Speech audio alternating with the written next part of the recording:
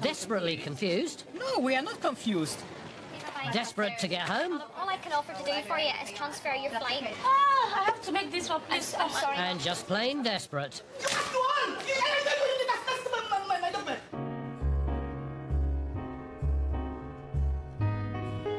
Come fly with me, let's fly away.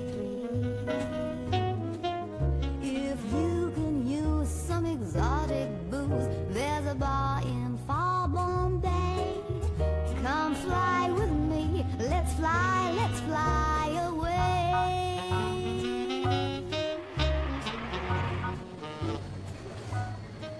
It's early morning in Belfast, and following last night's shock defeat by Northern Ireland, the English fans are somewhat subdued. Ericsson out.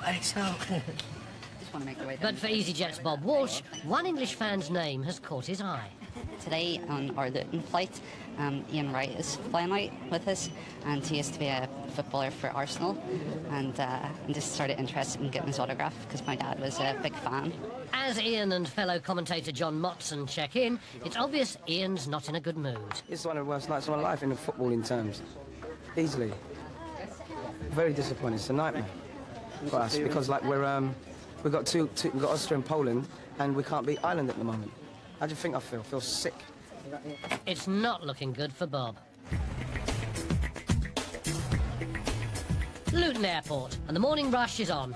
Passenger Frederick Mananga is trying to get home to Switzerland, and passenger Bun Dow is helping him. I have to stand here because he can't speak English. I can manage now. But EasyJet's Nathan Wood has spotted a problem. Hello. This gentleman on... Yes. It's not going anywhere. Fair enough there. My manager has seen his ID card. Okay. They've spoken to immigration. They don't think this is his ID card. This is immigration? We have spoken to immigration, and we have agreed they do not think that this is his ID card. Therefore, he's been refused to travel. There's a visa, there's a British visa or Swiss visa inside the passport before you come here. Now you're going home. There's a visa. So with new information, Nathan makes another call. And Frederick awaits the verdict. Okay, basically, discussing with the manager. This, we're going to say yes. If he tries to travel on that, no. We've already spoken to the Swiss immigration in Basel. He has to go to the Swiss embassy when he gets there to sort this out. Okay, because basically we're saying no, but we are going to let him travel on this. Okay. He needs to go straight to this 59 over there. Okay, this gentleman here. 59, yeah? 59 straight away. He's got 5 minutes, 10 minutes to check in over there. I missed my flight. Frederick finally checks in for the Basel flight, but manager Mary Hosier has some last-minute concerns. Hello, it's EasyJet here at Luton. We have a gentleman with a Congolese passport trying to go to Basel. His Swiss ID is not his Swiss ID, he's trying to use somebody else's. While Mary waits for a decision, Frederick heads for his flight. Meanwhile, Bob is still stalking Ian. His chances of an autograph are looking extremely unlikely. We lost the island. I think I'm going to wake up in a minute. But so for people like Jamet, he's got to be gutted, really. Hopefully, whenever I'm boarding him and he goes off school, I'll ask him for it. Yeah. So, fingers crossed. We've got another few seconds, anyway. But with boarding commencing at any moment, will Ian ever get off that phone? Nice one, Brad. See you later. Bob finally gets his chance. Ian, I was wondering, could I possibly get your autograph for my dad? Yeah, what's his name? Samuel. Yeah, Samuel. Yeah. Thank you very much. He's just a big fan. So he wasn't... You weren't the best. He says if you have any advice about the lottery to give him to him. Is that what you said? Yeah. Thank you very much. Said, nice one, man. That's great. Thanks. I really appreciate it. Great. Thanks for your help. Thank you. I was very distressed on the phone because I think of last night with their little downfall of losing that England did, unfortunately. I think he was a wee bit annoyed about it, so I was a wee bit nervous. So he's a top guy. See you later. Bye, Airline. Can't leave anything here, I'm afraid. At the sales desk, Supervisor Edith McNeil has a passenger with a weight problem. You're actually only allowed to carry a maximum of 50 kilos of baggage. You've actually got you've got more than 53 kilos of excess baggage, and it makes it £212. So I can't take it if Ian has hand luggage? No, madam. You're either prepared to pay for the excess baggage and travel, or else we'll just have to refuse your travel. But you will still have to pay the excess baggage if you wish Ruth to fly. Chollam and her son have 73 kilos of luggage. That's 53 kilos over her allowance. At £4 a kilo, that'll cost £212, which is money she doesn't have. All I can offer to do for you is transfer your flight. We'll do that for you free of charge, purely as a goodwill gesture. The next flight isn't until 9:20 this evening. I have to make this one, please. I'm sorry, madam. Unless you can pay for the excess baggage, I'm afraid you cannot make the flight. I'm going to Nigeria today. I'm sorry, there's... Let me take a lot out and go. Let me take a lot. Your flight's closing. There's no way they're going to take you. I'm ready. I want to go. Let me take off. Let me take a lot off so that I will... But it's too late. The flight's closing, madam. The flight... Well, if you want to go and do that and then come back to me, yeah, we'll try. We'll try. Oh. With all the charges, because the excess baggage is obviously quite a lot of money, the lady's saying that she doesn't have the money to pay for it, so she's trying to reduce it, unfortunately, until she comes back and we see what she can reduce it by. We don't know if she's going to be able to travel or not. In Luton, Mary's had a reply from the Swiss authorities.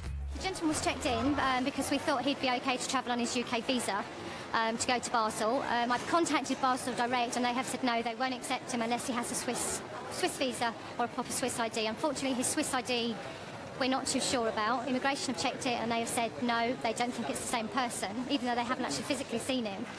So now it's a case of we're having to get the gentleman back off the aircraft, get his bags off and bring him back through to landside to deal with him. Hey, well, calm down, I'm trying to help. You must! If you want, you can ask the police. Police can do for me. Yeah, do you know what? We called the police, that's exactly what we do. But I have paid the ticket. Yeah, but your passport is not correct. You do not have the correct That's visa. correct. You do not have the correct visa. Ce n'est pas mon problème s'ils ont fait une erreur. Ce n'est pas mon problème. Vous êtes censé de demander là-bas. Vous avez fait une erreur sur les documents. Est-ce que ce document est réellement prouvable ou quoi? C'est pas à moi, c'est à vous. I don't understand what you're saying. Mais moi, je ne te comprends pas et toi, tu ne me comprends pas. Comment on va résoudre les problèmes? Okay. The police arrive to try and defuse the situation. There's three of them checked it, and all three said the same. They're saying that this and this is not the same person. The same person, I tell you. Okay, With three immigration officers saying no, for the moment, Frederick's going nowhere.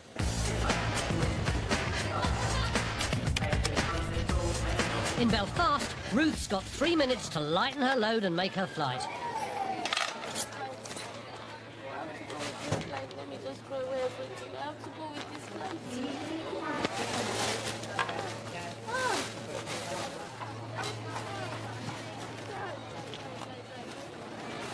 A sack full of clothes lighter, but will that be enough to allow her to travel? Pop that other one on there for me, Mother. What have we got now? How much? 50. Don't you get me dispatching the phone 46. Kira, it's here. Who's dispatching the Gatwick? You are. Right, I've got a bit of a story here. I've got a lady with an infant and 2 large pieces of luggage. We've kind of got it with just about 50 kilos. So, we want to know, will you take her? Okay, just going to check and see if the bags have left yet, okay? If the bags have, madam, there's nothing really we can do. No, it's still here. Still there. Okay, there'll be 2 more pieces going through outside. Apparently they're quite heavy, so just be careful. Okay, you want to come with me? Okay, madam, that is £110 then, please. Okay, go ahead. Okay, you're going to need to do this really quickly. Pack supervisor to borders. Having now been accepted onto the flight, Ruth decides there's some clothes she just can't live without. What gate are we going to go with this, lady? Or sorry, I'm going to need you to go, madam. Okay, right, madam, I need you to take this.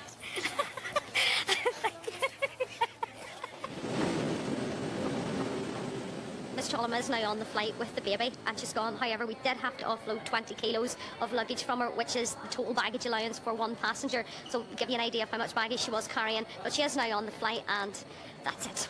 Thank goodness. Back in Luton, Frederick Mananga's got one last hope, a 4th immigration officer who speaks his language, and she's happy for him to travel. I mean, it's up to you whether you let him fly. It's not our decision, but...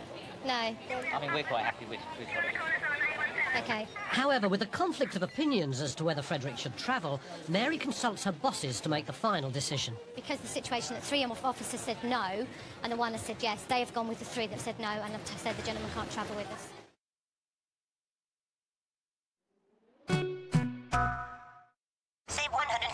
miles, 225.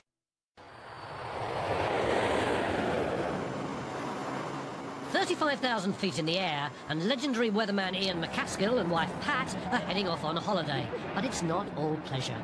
I'm on the plane today because EasyJet have kindly allowed us to make a special collection for the National Society of Epilepsy. That's the chosen charity for this year.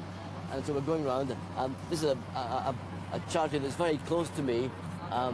So my mother was an epileptic, and we have epilepsy in the family. It's important. It's a very unsexy charity. So we're going around the plane and mugging them for their loose change. You're kind. Thank you. Oh, look at that, lad. Look at that. That's a ton of money there. Wow, thank you. It's a good charity. Thanks so much indeed. Thank you. Even when collecting for charity, it seems there's no escaping the weather for Ian. It's all right. Hot. Too hot. Yeah. Too hot, yeah. Not badly. We've done a lovely lot in there. I think the passengers have been really kind and generous, because this is all out of their spending money, isn't it? All out of their beer money. One of EasyJet's new destinations has given friends Jonathan Gardner and Stephen Johnson the opportunity they've been waiting for. Travelling to today? Dortmund. Have you got your passport, sir? Yeah. Can you put anything into a bag without your knowledge? So football tops out? Well, this is a Dortmund shirt, yeah. Why are you wearing that? Well, we're going to Dortmund for the match. All right. So I've got a good idea, yeah. Well, you're English. You shouldn't be wearing a German top. Well, I'm actually a Leeds fan, so shouldn't really be wearing anything else, but, you know, yeah. Flight's going to be boarding at 10:20 on my flight. Thanks very much. So, what's the fascination with Dortmund, Jonathan? I'm actually a Leeds United fan, but I've got a soft spot for Dortmund, which has got bigger over the years, so I'm just looking forward to going to the first game. With time on their hands before the match, they head to the nearest bar, and it's not long before a couple of the merrier locals introduce themselves. Good evening. Nice to meet you guys. Yeah, that's me, all right. So, any songs? Sorry? Dortmund My favourite song is from Robbie Williams. Robbie Williams? No, we're talking about Dortmund songs. A Dortmund song, You know any Dortmund songs? Yes. We have a Dortmund song. It's but no so preferred for you. It's not very nice for us. Thank you. What can we do with the ranking sailor? What can we do with the ranking sailor? What can we do with the ranking sailor? Early in the morning. Hey, go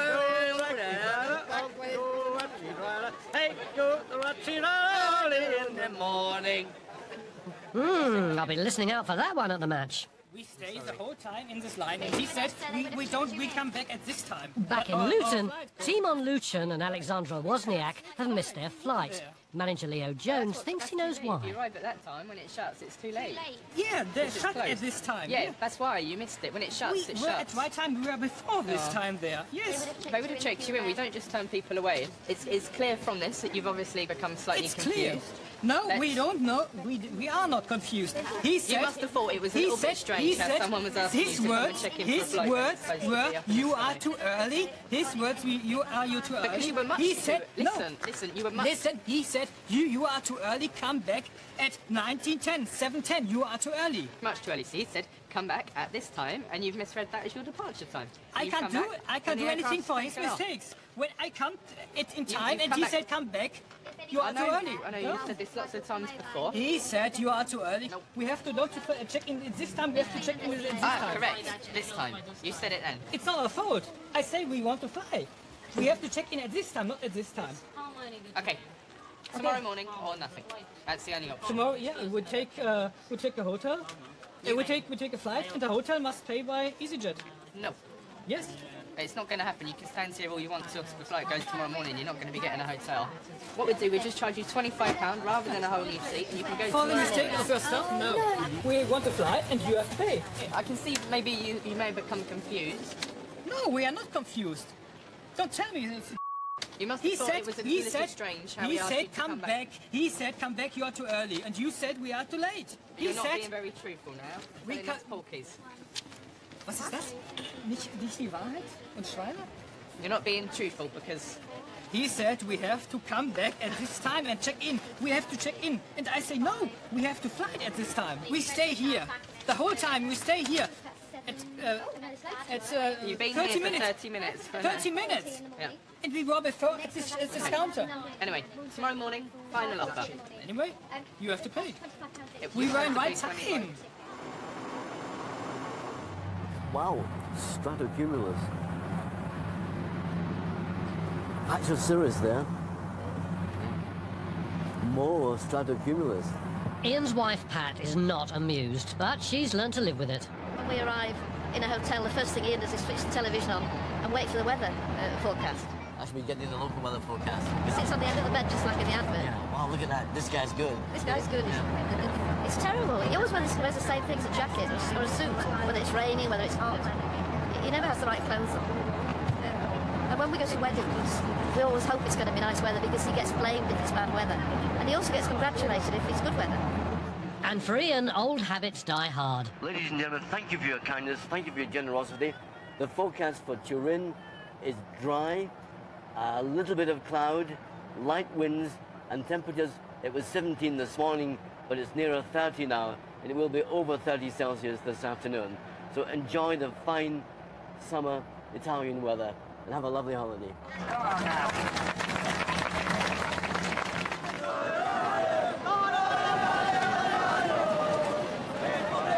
The atmosphere's reached fever pitch in Dortmund, and Jonathan's excitement just can't be contained any longer. I was hoping to see Thomas Rositzky playing today. He's like the Czech midfielder. He's probably one of our most prominent players. And also Lars Ricken as well. He's a bit of a local hero. He's played in Dortmund all his career, so looking forward to seeing him as well.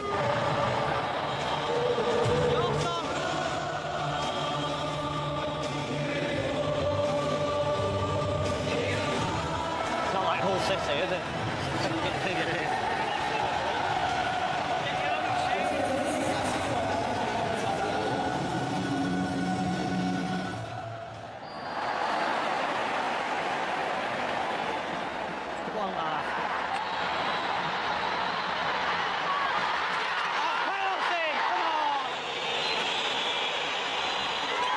With a win for Dortmund and Lars Ricken the hero of the match, it's been a perfect day, only topped by a meeting with the star player himself. Hi, Lars. Hi. My name's Jonathan. Nice to meet you. I'm from Leeds. Yeah. This is my friend Stephen. Hi, Lars. You had a good game? Nice goals today. It was fine for me.